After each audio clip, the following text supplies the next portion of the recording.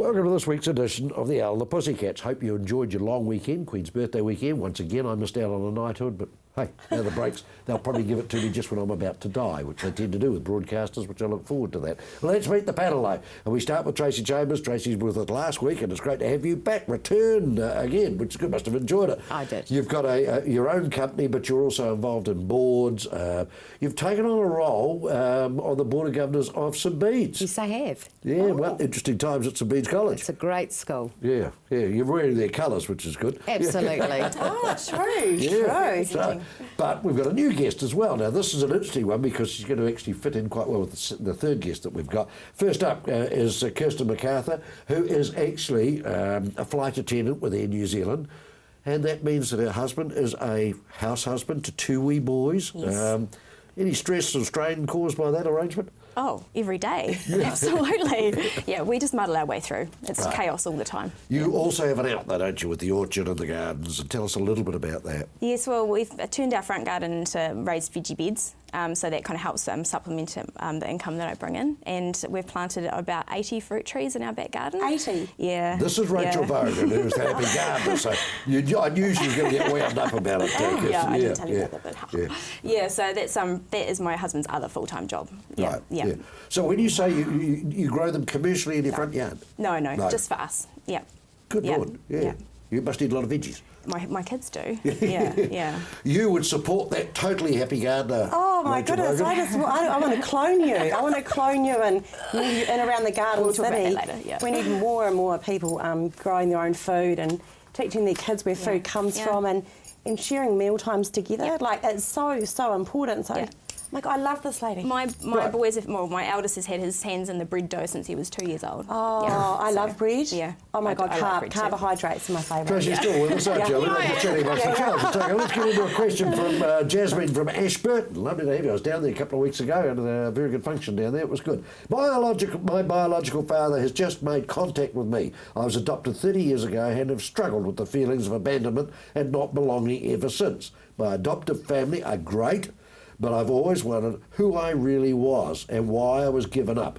I'm filled with anger, not a good look, and can't decide if I should respond or not. What do you think? My only comment would be, if you're going to do anything, get rid of the anger first, because it ain't going to work otherwise, sweetie, I tell you. Okay, how do we handle this?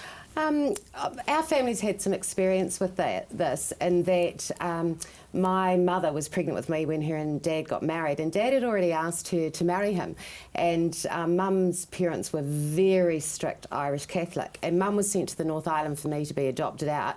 Dad, 45 years ago, got on a plane, which was unheard of, and flew to the North Island, got my mother, brought her back and married her on the church steps in Waimate as she was 8 months pregnant. They have 4 children. They have the most incredibly strong marriage, and it's always made me cautious with these sorts of questions because you never know the story of the parent, if it's the father or the mother, the influence of their parents upon them. So I agree with you about the anger. All I would say is open your heart and be open to having that encounter with your biological father. It's clear to me that this person probably does need to meet that person to answer some questions. But, you know, depending how old this person's parents were when they got pregnant, society's changed and there's so many dynamics. And given our family's experience, I always just say, maybe just be open. Kirsten, how lucky that she's in a supportive adoptive family, for goodness sake. Yeah, definitely. Count your blessings time, isn't it? Yes, it is, yeah. And as you say, there's always a backstory, and she's obviously got questions. As she would. Yeah. It's interesting because those emotions that she's feeling are actually, they're quite normal of some, you know, like anyone in their late teens, early 20s, they're not sure if they quite fit where their place is in the world and who they are. So sometimes self-development takes a while, and some of those, this may not be actually what's making her feel empty. It could be something else. So it is really, really challenging and really, really hard. And if you can stay engaged with the process, and I think you'd regret not meeting him if he got in touch with you. Jasmine, can I also just pass on to you, I think how wonderful the adoptive parents have been to tell you that you're adopted, for goodness sake. But you know, like we're at a stage in our life where we may consider adoption. And people are like, oh, okay, so you'd look for a baby. I'm like, well, actually, I'd take on a child that was 5 or 6 that had some, a tough circumstance. I'm actually not. I want a family unit, not necessarily. Don't need just a little. You're not going to start with a bundle. Well, no. I would. Yeah. But that the challenge in finding children to adopt is actually really hard. So I'm sensitive to it too, but from a different angle to you.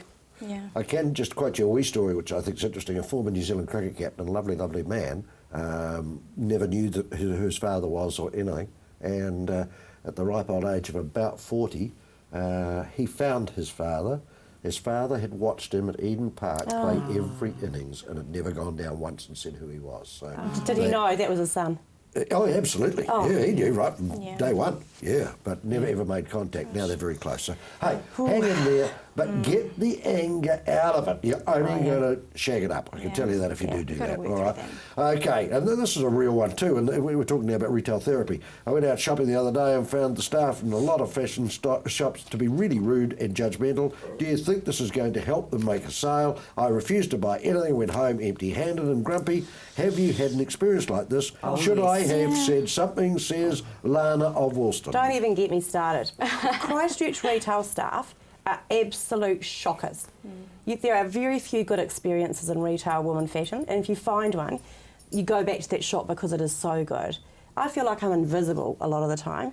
Being a rural girl, often I look quite untidy if I might go in somewhere, and I seriously feel like what's that movie with Julia Roberts? Yep. Pretty Woman. There'll Yeah. be nothing here to suit you. Oh, pretty much.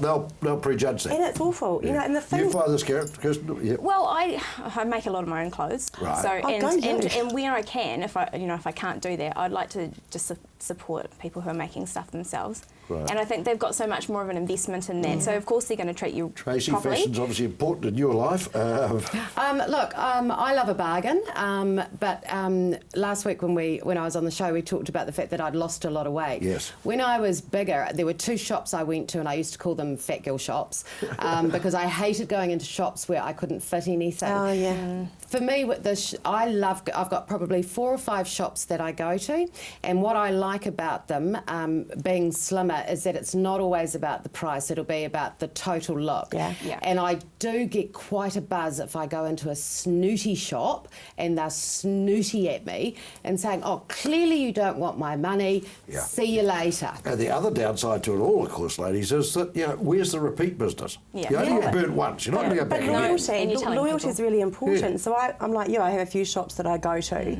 And the other ones that go, oh, how are you? And, and one of the best businesses I know fashion-wise is a little shop in Horsell called Vivacious. And it's the hardest shop to shop in because there's so many clothes in it. But there is something in it for everybody, and it doesn't matter who you are and what size you are, always find something good And there. don't forget second-hand. So Oh, out at the definitely. Tannery, there's a great second-hand labels place. And when I was a student, we used to go in Wellington to where the diplomats' wives sold their clothes. And so you don't have to spend a lot of money. You've just got to be smart. Okay, can I just wind it up by saying I wish Bunnings sold fashion because Bunnings are superb. I'm retarded when it comes to anything like that, and they are just so helpful. I love you to bits, Bunnings.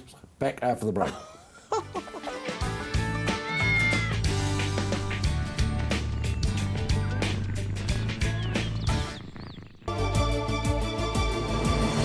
When you need to know what's happening in your region of Canterbury, join me, Chris Lynch, for CTV News First at 5, weeknights from 5, right here on your local channel, CTV.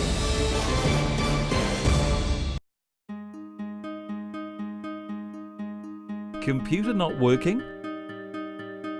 Replace or repair? DIY or get a technician? Looking for parts? Thinking of upgrading? Need accessories? You've got questions, we've got answers. Global PC.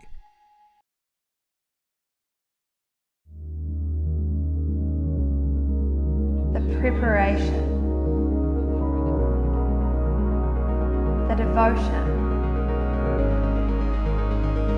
the fearlessness, the intensity. runway model management. First impressions are everything.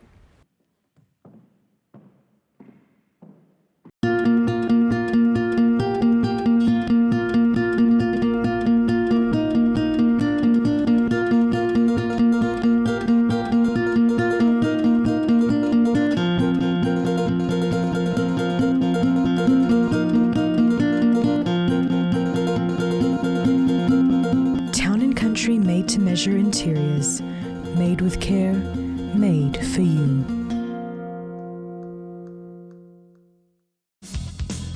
Join Graham Sinclair and the team at Gone Fishing as they bring you great stories, fishing tips and beautiful scenery.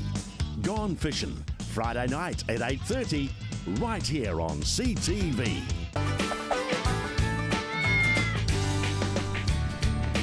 Welcome back. If you were watching last week's show, this is of a similar vein, this question from Rosie, and I think she's written in because she watched last week's show. She's got a problem, and we'll see if we can help. I've been trying so hard to lose weight and look good over the last few months. I've managed to do that, and I feel good about it. So good on you. The problem is my partner now doesn't find me attractive. I don't know what to say to him. He preferred me bigger, but when I was really down and hated the way I looked. Is there a way to solve this problem without me having to pack on the pounds again? Last option. Gotta be. Last option. There must be another way through this, Rosie of Christchurch. Okay, yeah. It's not an option No, to it's not pack on. even an It's option. not an option. I would say get out, tell him to sling his hook. Pack his This is bags. not about him. If you've lost weight and you feel good about yourself, that should actually be making him happy. What a selfish prat. Give him a kick in the arse. totally. Fair enough too. Maybe he needs to lose a little weight and he's Yeah. feeling the pressure now. So Maybe he needs to lose that chip on his shoulder. He'd lose a bit of weight then. No, Yeah. chip on the shoulder Yeah. because he's probably jealous.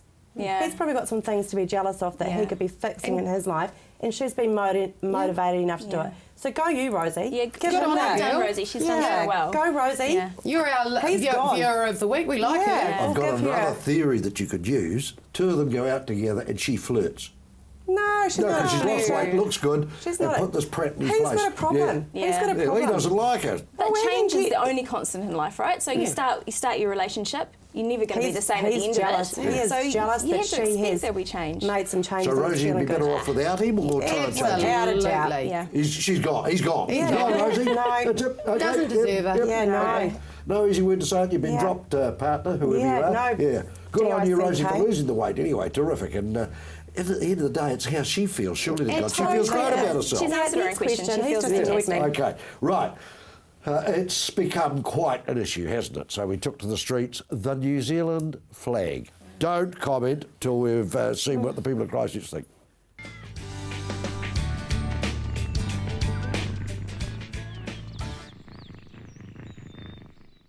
Spend it elsewhere. There's nothing wrong with that flag. We could spend the money on public health. On public and health? schooling, yeah. A change is as good as a holiday, so why not? I think it's a massive amount of money for something that's not very important. Better spent elsewhere. The money would be better spent elsewhere on helping other people than changing the flag.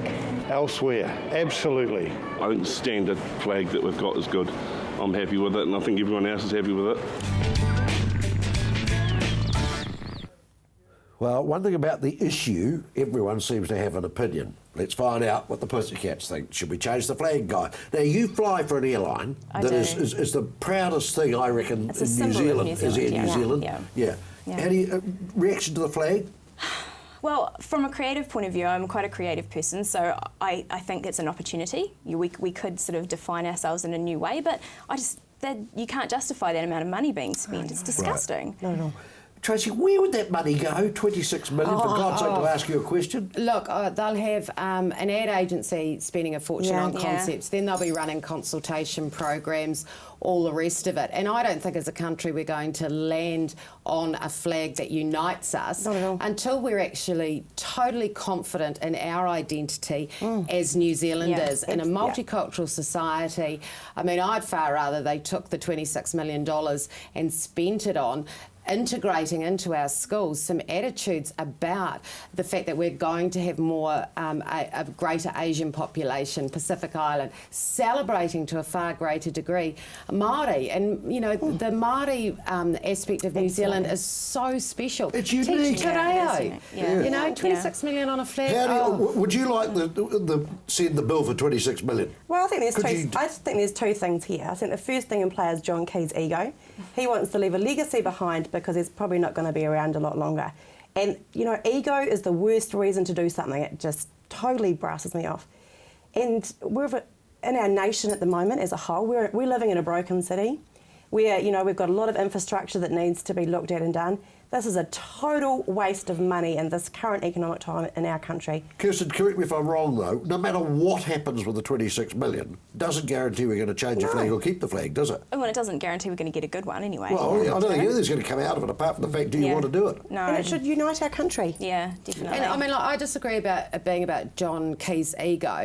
I think it's quite different to that, because if you look at the last budget, that was he's been very clear that in this term he wants to have a social agenda, and we saw that in the last budget. And I mean, anyone who's in politics is going to have something of an ego. Anyone who's on TV is going to have something of an ego. I suppose so. But I think that this will have been a cabinet decision, advice from officials, but there has to be a point at which they go. But the blowout figure, Tracy, I mean, you're in that game. How the hell could you spend 26 million? I tell you what, there is absolutely no excuse for it, in my view, that there's far greater ways that money could be used. We could have community gardens in every community right around the country. For the tourism industry that you're in, though, do you find confusion, say, between the New Zealand flag and the Australian flag by tourists? Oh, yeah, absolutely. Yeah. So that might be a reason to change it. Yeah. Oh, we're having this conversation at home the other day with my kids. You know, my eldest, he's saying to me, why do they look the same? And he wants to know why the Union Jack is getting in our flag's bubble. We talk a lot about getting in your bubble. He wants to know all these questions. And yeah, I think it is a good opportunity. We could redefine who we are as a nation, but I think you're right. You know, are we ready to do that? Don't we need to do some work for that? I tell you who probably has mucked up John Key a little bit is ISIS. The fern or the black flag, probably not flavour of the month around the globe, I wouldn't think, if you were flying that within New Zealand. Not. No. So we might have to come up with something else, I don't know. We're still part of the mother country, whether we like it or not. We still have a queen, don't we, I presume? And, we're not a republic, so... Yeah, we do still have a queen, Yeah. Okay, well, it's just on that subject. How refreshing was Prince Harry? I love him. He's delightful. I love him. So cute. He connected with everyone. He was engaging, he was real, he was down to earth. You didn't happen to copy him on a flight? No, I didn't, no. Bugger. No. Yeah, that's disappointing. It would have been fun. Yeah, we should have got him on the panel. Well, excuse me, address him as what? I think it sounds like he likes to be called Harry. So, yeah. Just seemed a top bloke to me. I was really, really Could have had his impressed. father, but that's another story. We won't go into that. When we come back, we're on to part 3 for this week of the Owl and the Pussycat.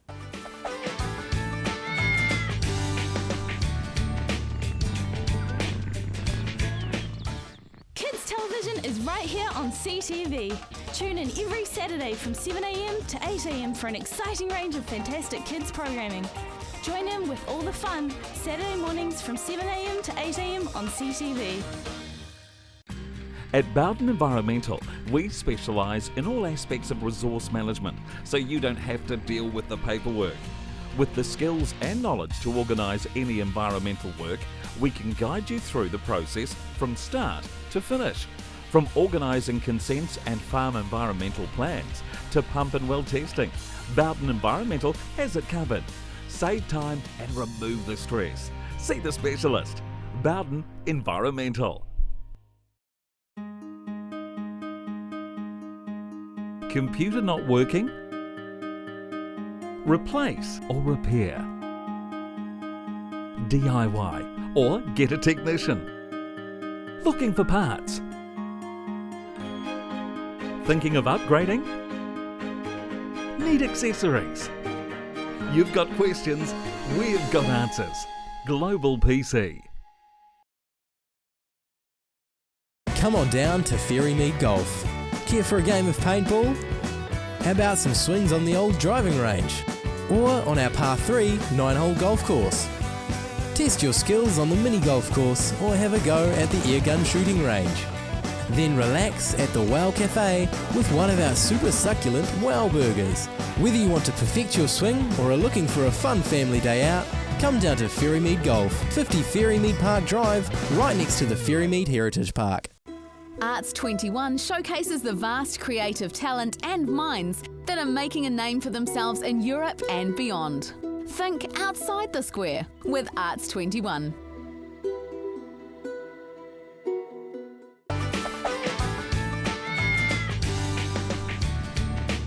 You know what, the talk just continues, doesn't it? It's great. You can't hear it all, but I certainly can. This is Andrea from Kaiapoi. Hi, Pete. I need to have a rant. Love it. That's great. It's a good start, Andrea, for a start. I'm a cyclist who is sick of not being respected on the road. I realise some cyclists aren't great. We can say that again. But those of us who are should be able to feel safe while biking. It's not just cars causing the problem. Pedestrians will walk out in front of me as though they have the right of way. I know they are looking at more cycle lanes, but they can't come fast enough. What are the thoughts of the panel? I have a lot of experience with cyclists living out in the Taitap area. I drive a horse truck because I do a lot of riding, so I've got a bigger vehicle, and braking, you know, when you've got a heavy tonnage is quite hard, or swerving out to go around them. So you've got oncoming traffic, you've got cyclists 2 or 3 abreast, and I've got all this weight in the back. So if I slam my anchors on really quickly, all my horses go bing, bing, bing, bing. You know, and I put my ear brakes on to try and frighten the cyclists off into the side of the road. I've often got to swerve into the front of other cars. I want to respect them, but I want them to respect the road as well. I want single, you know, one behind the other, not 5 abreast. Yeah, definitely. And I want our city to have more cycleways, which we're going to, which I think will encourage less cars, healthier living, all that sort of type of thing. In the ad break, you brought up the comment, why don't we use the flag money? So, I mean, like, I look at cycling from a health perspective as well, and I do think that cyclists actually bike too fast. There's a speed limit for cars, there should be a speed limit for cyclists. But if I look at our children, they don't bike to school like they used to because of concern about traffic. And if you took that $26 million and you put that into our next generation all having bikes and being taught how to bike safely to school, it's a bit like swimming. You know, we need to be funding Learn to Swim to a far greater degree. We'd have less drownings, less accidents on the road with cyclists, and we'd have a much healthier society. Kirsten, do you have a family that have got bikes? No, but the idea of ever sending my kids to school on a bike, because they're going to be going to school in a power, and we live in Linwood, no way. No. Right. Not at this stage. But I mean, for recreational riding? Oh, no, not really. Oh, yes, yeah, I do. My brother likes to bike around and stuff. No, but your kids? Oh, my kids, they're too little. Yeah. My eldest son's just got his first bike, so who knows? I hope so. You're going to get out of great it? exercise. Well, I've actually got a bike. I don't use it. I have a problem with lycra. It's just not a fabric that I find flattering, and actually no one here in the panel would want to see me in lycra either. There are some people would like to see in lycra. Brendan McCullum, Richie McCullum. If I was going to get into cycling, I'd like to be able to have a basket and a dress. Oh, that's the kind of biking I would like to do. Very 60s. Definitely. Very poppin'. I think I would annoy motorists as well. I think in Christchurch it's particularly an issue at the moment. We live over in Tamara Park in Burwood, and the trucks that are going through to the landfill, I won't even let my kids bike round to the shop without us. They can walk around, they can have their scooter on the footpath, but those trucks, I just don't see how, and when they look behind them, they can see. Well, there's a blind spot. There's a blind spot, and they also suck you in. So, like, it is. If you don't know, you can't anticipate with kids, they will be sucked into the draft of the truck. So it is actually. Can somebody just help me out as well? Suddenly now, is the footpath legal to ride a bike on? If it's got a lane. If it's got a designated... On the footpath? No lane. If there is a designated lane on the footpath, like a line, and there's a little cycle emblem on it, yes. If not, no. So we always got, when we were little, if you were caught cycling on the footpath, I mean, you would get a real kick up the I mean, for old taxi. people like me, I find it dangerous because I come out of the drive. Do you have a bike? I'd like to see you in your lycra. Yeah, I have. What colour is it? You can't remember. Rusty. The point is this, that I nearly get run over by kids on bloody bikes on a footpath, and it annoys me. Oh, the scooters are worse. Little ankle biters. Pardon? The scooters. scooters. Yeah, scooters, another thing. Yeah, but I thought that was a rule you couldn't do. But I didn't realise if it's marked on. It's not marked on our footpath at home. Yeah, but it is in some areas. So. But getting back to like the cycle problem, like is the problem not that the road rules exist for everybody? Like cyclists seem to take up different parts of the road. Yes. They bike at a different speed and. To Andrea's credit, though, she did say, there are poor cyclists as well as good cyclists. So I think that's fine. Yeah. Okay. Righto, Andrea, well, we know it's very healthy. We'd like to see the flag money put into increasing cycleways. And I'd take up, I think Tracy put somebody's point, it would be great if your kids could bike to school. Wouldn't it be fantastic? Absolutely. We'd get rid of a lot of cars around an area that you and I know very well, called St Andrews College, which would be a hell of a help because it's just so, they're parked on both sides of that normal road. Yeah. Dangerous, really is. Okay, Blair, probably the last one today, Blair. This may sound a bit odd, but I need your help. I'm a young man who is wheelchair bound. Whenever I go out, mates in town for a drink, they manage to meet girls, but I'm always the one left alone. I have to go home alone. I might get the occasional girl talking to me out of pity. Don't like that word. But I just can't break the awkward barrier of me being physically different. Are they scared or put off by the chair? Am I doing something wrong? I have a very good mate of mine who has married a wheelchair-bound man who was a very good tennis player when he was before his accident. They are the happiest couple I've ever seen in my life. So it does work, Blair, but watch the panel's I don't thoughts. like that word pity. Oh, I think it sounds like he's pitying himself, really. Yeah, it's interesting. I have a girl's story, and about three New Year's Eves ago, they were in town in Palmerston North, and they were having a night out, and there's one particular friend of mine, she was chatting to this guy in a wheelchair, and she's like, I wonder if I'm going to get lucky tonight. And so she was talking to the wheelchair guy and thought, you know what? He seems like a really nice guy. Yes. And the biggest challenge for her, so she really liked this guy. She thought he was lovely and funny. So they ended up carrying on, and she was staying with her parents that night, and the biggest challenge was actually getting the wheelchair in the house. And she said, I never thought I'd end up hanging out with a guy that was disabled, and she said he was the loveliest man. I had the best time, and he treated me like such a lady.